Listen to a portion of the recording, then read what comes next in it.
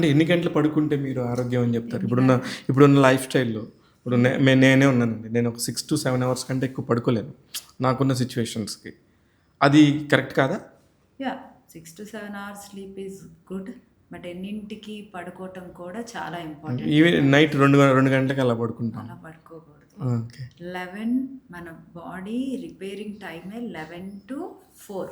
Okay. So, ఈ టైంలో మనం డీప్ స్లీప్‌లో ఉంటే మన హార్మోన్స్ మనం తీసుకున్న ఫుడ్ అబ్జార్ప్షన్స్, మన బాడీ రెస్ట్‌కి, ఆర్గాన్స్ రెస్ట్‌కి అన్నిటికి బాగుండేది 11-4. ఓకే. అంటే ఆ 11-4 అయితే డీప్ స్లీప్‌లో ఉండాలి. 11-4 అనేది ఎలా మేడం? ఎక్కడ చదివారు మీరది? ఇట్స్ మనం ఇప్పుడు పాతకాలంలో ఎలా ఉన్నాము? అసలు మామూలుగానే 6-7 కల్లా అవును. చీకటి పడంగానే తినేసి పడుకునేవాళ్ళం. అవును. అప్పుడేమన్నా రోగాలున్నాయా? అంటే సూర్యుడు రాంగానే లెగవాలి అనేది మనకి ప్రకృతే చెప్పింది. ఇది లైఫ్ కరెక్ట్. స్టైల్. పొద్దు పొడవంగానే తినేసి పడుకోవాలి అనేది మనకి ప్రకృతే చెప్పింది. ఇది పాతకాలం నుంచి వచ్చినది. సో, ఈ లైఫ్ స్టైల్ 11-6 మనం తీసుకున్న ఫుడ్ ఇప్పుడు టమ్మీలో 7 కల్లా మనం ఫుడ్ ఆపేసి, మనం పడుకునే 10:00 కల్లా లోపలుండే ఫుడ్ డైజెస్ట్ అయిపోయిన తర్వాత, మనం పడుకునేటప్పటికి లోపలుండే ఆర్గాన్స్ కూడా రెస్ట్ తీసుకోవాలి.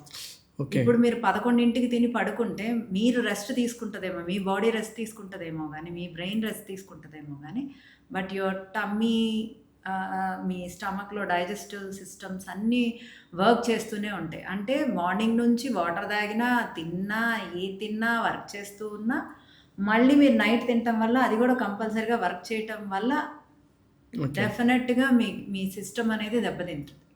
Okay. So, you need rest. మీరు 4 రోజులు నిద్ర లేకుండా ఉంటే మీరు ఉండగలరా? ఉండలేము. సో, పాపం దానికి టమ్మీకి కూడా రెస్ట్ కావాలి. So, stop your food at 7 and sleep at 10:30. Have good sleep from 11:00 to 4:00. You can sleep till 6:00 also. Okay. అయితే గట్ హెల్త్ అనంగానే నేను డాక్టర్ నిర్లేప గారని ఎంఎస్విసి అని ఉన్నారు. మహాసిద్ధ వైద్య చికిత్సాలయం.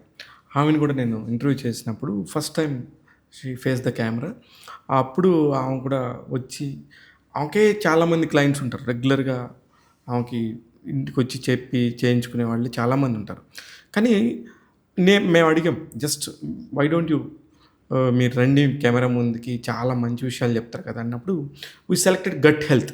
ఫస్ట్ గట్ హెల్త్ గురించి మాట్లాడినప్పుడు అసలు మీరు నమ్మరు మేడం, ఆ గట్ హెల్త్‌కి సంబంధించి ఎన్ని వందల క్వెషన్స్ ఎంత మంచిగా ఎంత ట్రీట్ చేశారో, ఆమె ఎంత చక్కగా మాట్లాడతారో.